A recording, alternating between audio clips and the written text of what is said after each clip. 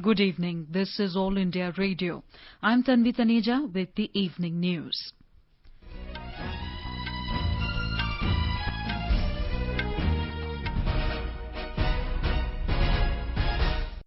The headlines.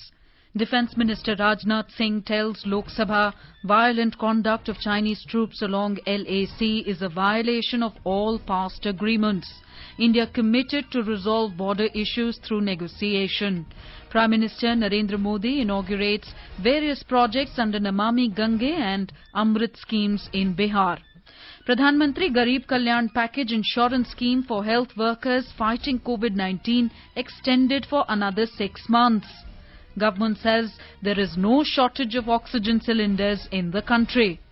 And Cabinet gives nod to establishment of new AIIMS at Darbhanga in Bihar, also approves Haryana Orbital Rail Corridor project from Palwal to Sonipat. Defence Minister Rajnath Singh today asserted that India remains committed to resolve the current issues in its border areas through peaceful dialogue and consultations. Mr. Singh said India believes that mutual respect and mutual sensitivity are the basis for peaceful relations with its neighbours. Making a statement in the Lok Sabha on the LAC situation, the Defence Minister said India wants to resolve the current situation through dialogue. He said India has been continuously maintaining diplomatic and military engagement with the Chinese side. Mr. Singh informed the House that India is taking a stand on 3 key principles. He mentioned that both sides should strictly respect the line of actual control and asserted that any attempt to unilaterally alter the status quo will not be acceptable. Mr. Singh also said all agreements and understandings between India and China should be fully abided by in their entirety. हमने Chinese side के साथ diplomatic और military engagement बनाए रखा है। इन discussions में 3 की principles हमारी अप्रोच को तय करते हैं। फर्स्ट, दोनों पक्षों को एलएसी का सम्मान और कड़ाई से पालन करना चाहिए। सेकंड, किसी भी पक्ष को अपनी तरफ से यथास्थिति का उल्लंघन करने का प्रयास नहीं करना चाहिए। और थर्ड, दोनों पक्षों के बीच सभी समझौतों और अंडरस्टैंडिंग्स का पूर्णतया पालन होना चाहिए। The Defence Minister urged the House to pass a resolution in support of the armed forces, who he said have been defending our motherland at great heights and most inclement weather conditions. He said China continues to be in illegal occupation of approximately 38,000 square kilometers in Ladakh. Mr. Singh said under the so-called Sino-Pakistan Boundary Agreement of 1963, Pakistan illegally ceded 5,180 square kilometers of Indian territory in Pakistan-occupied Kashmir to China. The Defence Minister said India had situations of prolonged standoffs in border areas with China in the past as well, which he said were resolved peacefully. Mr. Singh said even though the situation this year is very different, both in terms of the scale of troops involved and the number of friction points, India remains committed to peaceful resolution. He said violent conduct of Chinese troops along the LAC is a violation of all past agreements. The Defence Minister said though China has mobilized a huge number of army battalions and armaments along the LAC, the Indian Army is ready to deal with any situation along the border. इस वर्ष हाल की घटनाओं में Chinese forces का violent conduct सभी mutually agreed norms का पूरी तरह से उल्लंघन है। अभी की स्थिति के अनुसार चाइनीज साइड ने एलएसी और अंदरूनी क्षेत्रों में बड़ी संख्या में सैनिक टुकड़ियां और गोला बारूद मोबिलाइज किया हुआ है। चीन की कार्रवाई के जवाब में हमारी आर्म्ड फोर्सेज ने भी इन क्षेत्रों में उपयुक्त काउंटर डिप्लॉयमेंट्स किए हैं अध्यक्ष महोदय, ताकि भारत के सिक्योरिटी इंटरेस्ट को पूरी तरह से सुरक्षित रखा जा सके। Congress MPs staged a walkout from Lok Sabha demanding discussion on India-China border issue. India has said the Pakistani NSA deliberately projected a fictitious map that Pakistan has recently been propagating at the meeting of the National Security Advisors of member states of the Shanghai Cooperation Organization, SCO. In response to questions on today's meeting of NSAs of SCO member states, External Affairs Ministry spokesperson Anurag Srivastava said this was in blatant disregard to the advisory by the host Russia against it and in violation of the norms of the meeting. He said the Indian side left the meeting in protest at that juncture after consultation with the host. Mr. Srivastava said, as was to be expected, Pakistan then went on to present a misleading view of this meeting. Government sources said Pakistan's use of a fictitious map as a backdrop for its representative depicting sovereign Indian territories as part of Pakistan is a blatant violation of the SCO Charter and against all its established norms of safeguarding the sovereignty and territorial integrity of SCO member states. Sources also said India issued its strong objection to the use of this illegal map by Pakistan. The Russian side, as the chair, tried very hard to persuade Pakistan not to do so. Prime Minister Narendra Modi today inaugurated and laid the foundation stones for 7 projects related to urban infrastructure in Bihar under the Namami Gange and Amrut schemes through video conferencing. Out of these, 4 projects are related to water supply, 2 to sewerage treatment and 1 to riverfront development. The total cost of these projects is 541 crore rupees.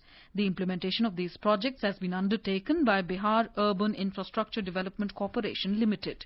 During his address, the Prime Minister said the program is taking place on the occasion of Engineers Day, which marks the birth anniversary of the great engineer of the country, M. Vishveshwaraya. He asserted that the engineers of the country have made an unprecedented contribution in building the nation as well as the world. Mr. Modi said more than 50 projects worth 6,000 crore rupees have been approved in Bihar to keep River Ganga clean. He said several tourist spots are emerging along the bank of Ganga. He expressed hope that the Namami Gange project will change the life pattern of people. The Prime Minister said under the Namami Gange mission, development work on more than 180 ghats is going on in the country. Namami Gange mission के तहत बिहार सहित पूरे देश में 180 से अधिक घाटों के निर्माण का काम चल रहा है। इसमें से 130 घाट पूरे भी हो चुके हैं। देश में गंगा किनारे कई जगहों पर आधुनिक सुविधाओं से युक्त रिवर फ्रंट पर भी काम तेजी से चल रहा है। पटना में तो रिवर फ्रंट का प्रोजेक्ट पूरा हो चुका है। मुजफ्फरपुर में भी ऐसा ही रिवर फ्रंट बनाने की परियोजना का शिलान्यास किया गया है। The Prime Minister said due to the joint efforts of the centre and the Bihar government, basic amenities like drinking water and sewer are constantly improving in the cities across the state. साल 2014 के बाद से तो एक प्रकार से बुनियादी सुविधाओं से जुड़ी योजनाओं का करीब पूरा नियंत्रण ग्राम पंचायत या स्थानीय निकायों को दे दिया गया है। अब योजनाओं की प्लानिंग से लेकर अमलीकरण तक और उनकी देखरेख का काम, उसका जिम्मा अब स्थानीय निकाय स्थानीय जरूरतों के हिसाब से कर पा रहे हैं। यही कारण है कि अब केंद्र और बिहार सरकार के साझा प्रयासों से बिहार के शहरों में पीने के पानी और सीवर जैसी मूल सुविधाओं के ढांचे में निरंतर सुधार हो रहा है। Chief Minister Nitish Kumar was also present on the occasion. Addressing the gathering, the Chief Minister expressed gratitude to the Prime Minister for extending support to Bihar. Union Home Minister Amit Shah has also expressed his gratitude to Prime Minister Narendra Modi on the inauguration and foundation stone laying of urban infrastructure projects in Bihar. In a tweet, Mr. Shah said, since 2014, Modi government is dedicatedly working towards the welfare of the people of Bihar and development of the state. The Union Cabinet has approved establishment of a new All India Institute of Medical Sciences, AIIMS, at Darbhanga in Bihar. This will be established under the Pradhan Mantri Swasthya Suraksha Yojana. The Cabinet also approved creation of one post of Director for Darbhanga AIIMS. The total cost of setting up the new AIIMS will be 1,264 crore rupees and is likely to be completed within a period of 48 months. New AIIMS will add 750 hospital beds and add 100 undergraduate MBBS seats and 60 BSc nursing seats. The Cabinet Committee on Economic Affairs, CCEA, has given its approval to the Haryana Orbital Rail Corridor project from Palwal to Sonipat via Sohna Manesar Kharkhoda. This rail line will start from Palwal and end at existing Harsana Kalan station on the Delhi-Ambala section.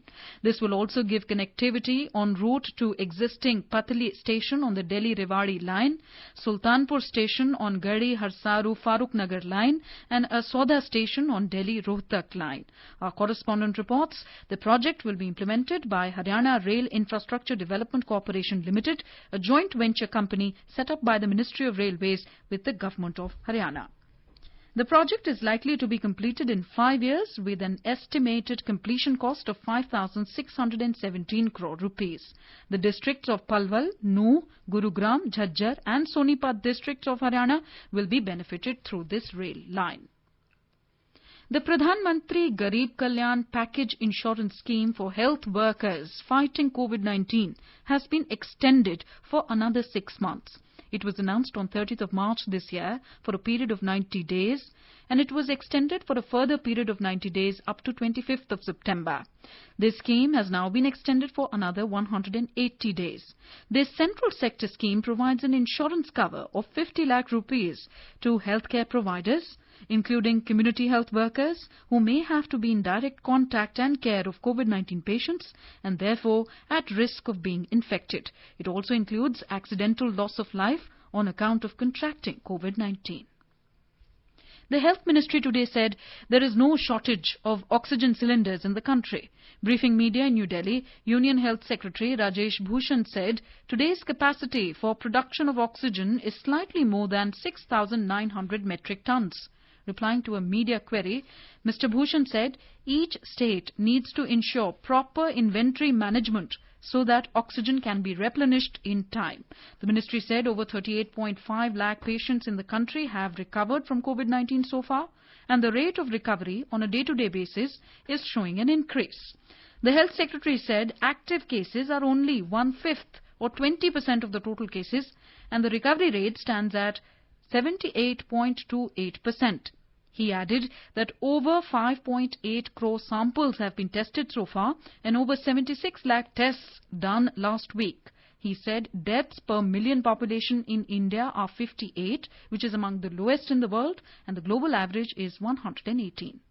हमारे यहाँ 3,500 case प्रति million population है, जबकि अन्य देशों में ये 5,000 से लेकर ऑलमोस्ट 22,000 प्रति मिलियन तक हैं। उसी प्रकार अगर आप डेथ प्रति मिलियन देखें तो यहाँ भी भारत सबसे नीचे संख्या दिखा रहा है। हमारे यहाँ 58 मृत्यु प्रति मिलियन होती हैं, जबकि विश्व के अन्य देशों में 128 से लेकर लगभग 600 से कुछ अधिक मृत्यु प्रति मिलियन हो रही हैं।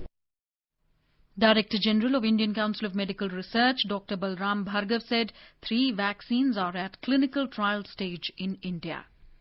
Uttar Pradesh Chief Minister Yogi Adityanath has asked officials to ensure availability of oxygen in the hospitals and said that if anyone is found involved in black marketing of oxygen, then FIR will be filed against that person. He has also asked officials to focus on Lucknow, Meerut, Gorakhpur, Prayagraj and Saharanpur districts to contain COVID-19. Our correspondent tells us more. Presiding over a review meeting, Chief Minister Yogi Adityanath directed the senior officials of the health department to further strengthen the health services. He said that oxygen should be available on the prescribed rate and guard against its black marketing. The Chief Minister asked officials to pay extra attention to Lucknow, Meerut, Gorakhpur, Prayagraj, Saharanpur and Muzaffarnagar districts, and treatment facilities in these districts should be strengthened and contact tracing to be expedited. These are the districts where a surge is being seen in new cases. Sushil Chandra Tiwari, AIR News, Lucknow. Arunachal Pradesh Chief Minister Pema Khandu has tested positive for COVID-19. In a tweet, Mr. Khandu said, as per SOP and safety of others, he is self-isolating himself and requested everyone who came in contact with him to adhere to the SOP. The Lok Sabha unanimously passed the Salary Allowances and Pension of Members of Parliament Amendment Bill 2020 today. The bill will replace the Salary Allowances and Pension of Members of Parliament Amendment Ordinance, which was cleared by the Union Cabinet on 6th of April and promulgated on 7th of April this year. The bill seeks to reduce the salaries of MPs and the sumptuary allowance of ministers by 30%. These changes have been made for a period of 1 year, effective from 1st of April 2020. Parliamentary Affairs Minister Prahlad Joshi had introduced the bill in the Lok Sabha yesterday. You are listening to the evening news on All India Radio. For quick news updates round the clock, follow us on our Twitter handle at AIR News Alerts. All India Radio presents World News. News and views from across the globe. What happened? What is up next? The newsmakers and the highlights of the day. Every day at 10:20 p.m. in the night. On 100.1 FM, All India Radio.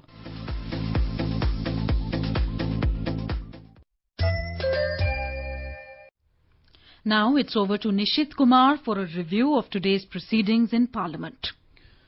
Now, here is a review of proceedings in Parliament today. First from Lok Sabha, writer is Kumar Rakesh of PTI.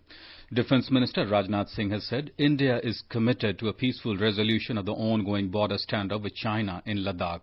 He made it clear that any attempt to unilaterally alter the status quo on the borders is unacceptable to New Delhi.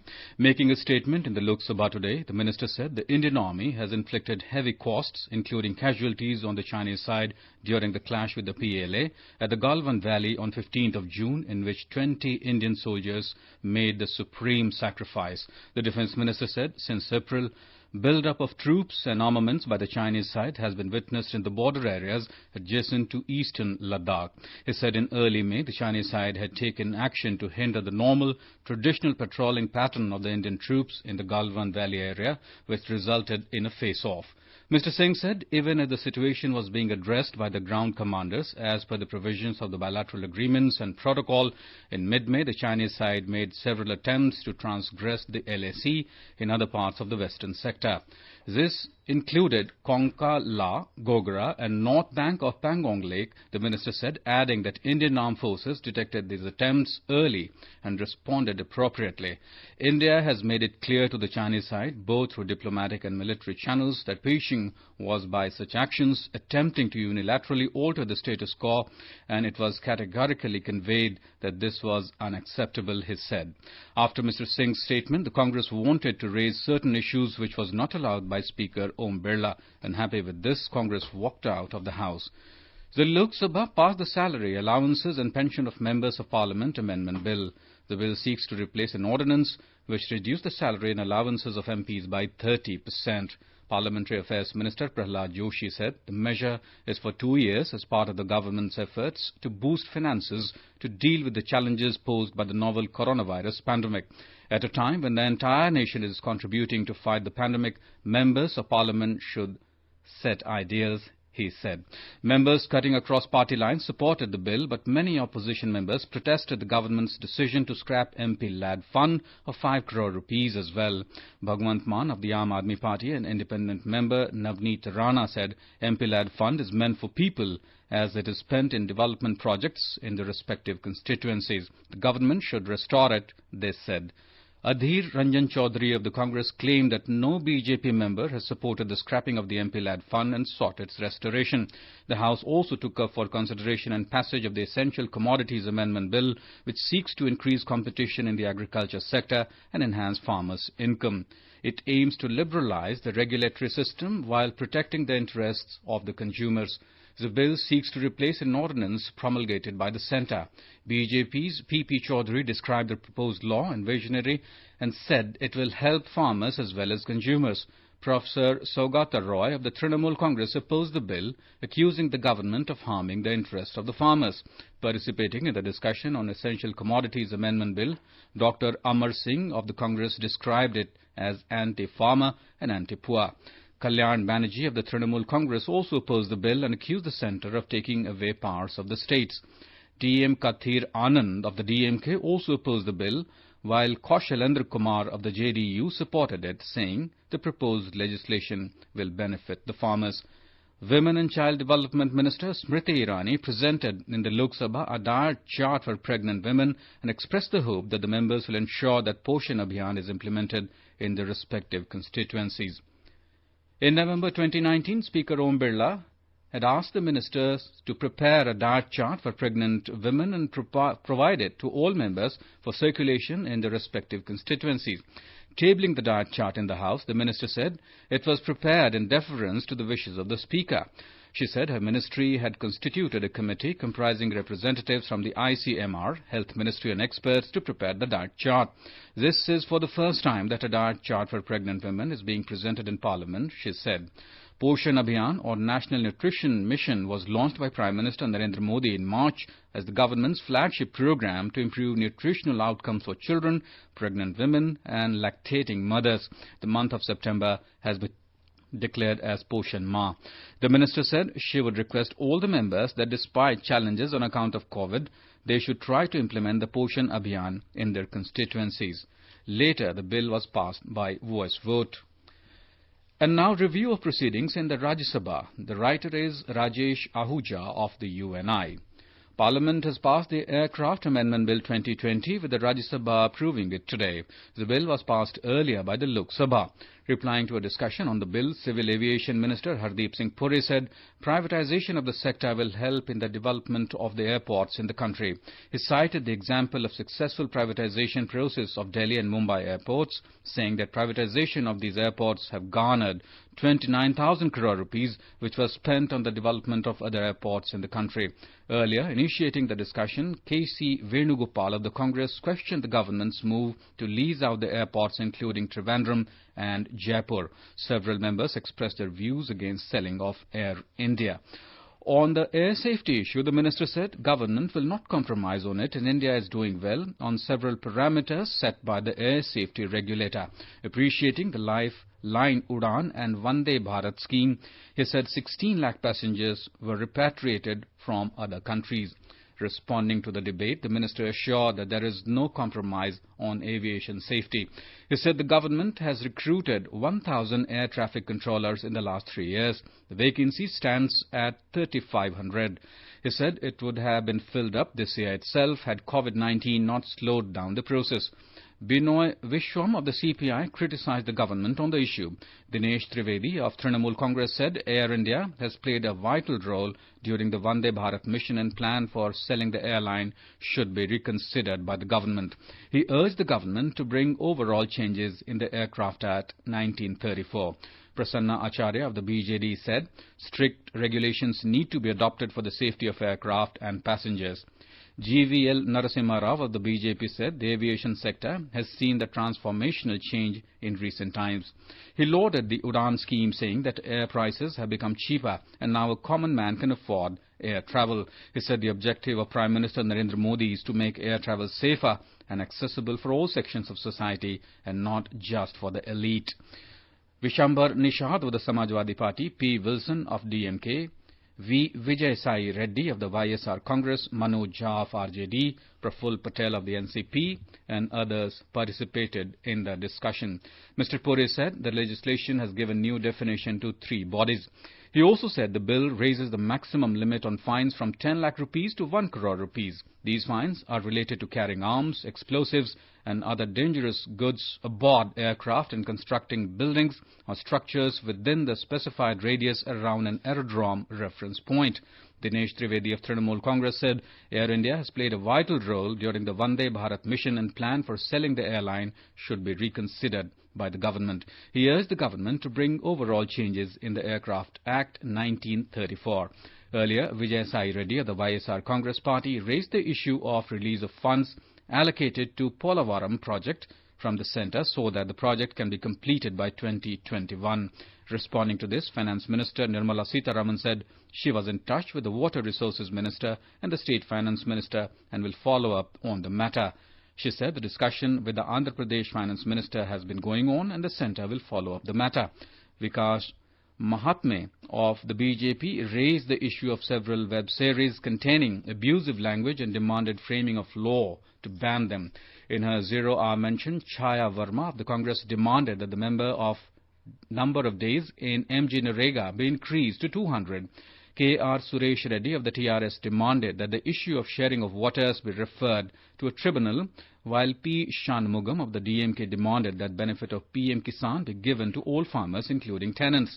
In her zero-hour mention, Jaya Bachchan of the Samajwadi Party demanded that government should support the entertainment industry as it brings international name and recognition to the country. She said the entertainment industry contributes one of the highest taxpayers and also has supported the nation in testing times. Rajiv Satav of the Congress drew attention of the central government on reservation of Maratha community.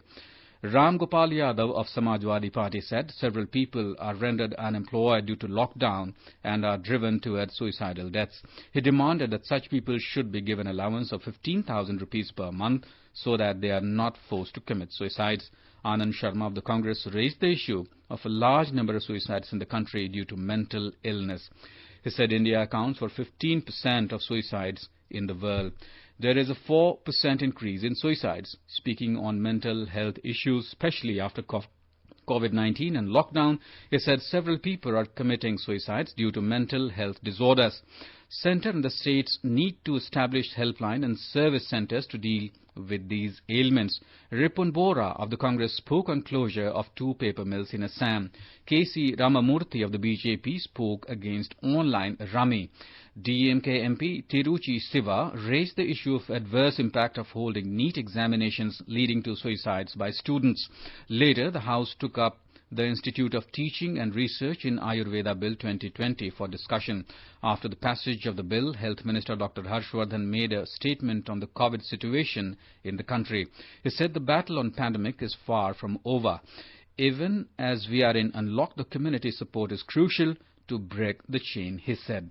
And that is all in the Parliament news. Thank you, Nishit, for an overview of today's proceedings in Parliament. International Day of Democracy is being observed today. On the occasion, Vice President M. Venkaiah Naidu extended his greetings to the people and said, democracy gives voice to the common man and ensures that all are equal before the rule of law. Information and Broadcasting Minister also extended his greetings on the occasion and said, democracy is the best system of governance, accountability, checks and balances. External Affairs Minister Dr. S. Jaishankar held discussions with U.S. Special Representative for Afghanistan Reconciliation, Zalmay Khalilzad, this evening.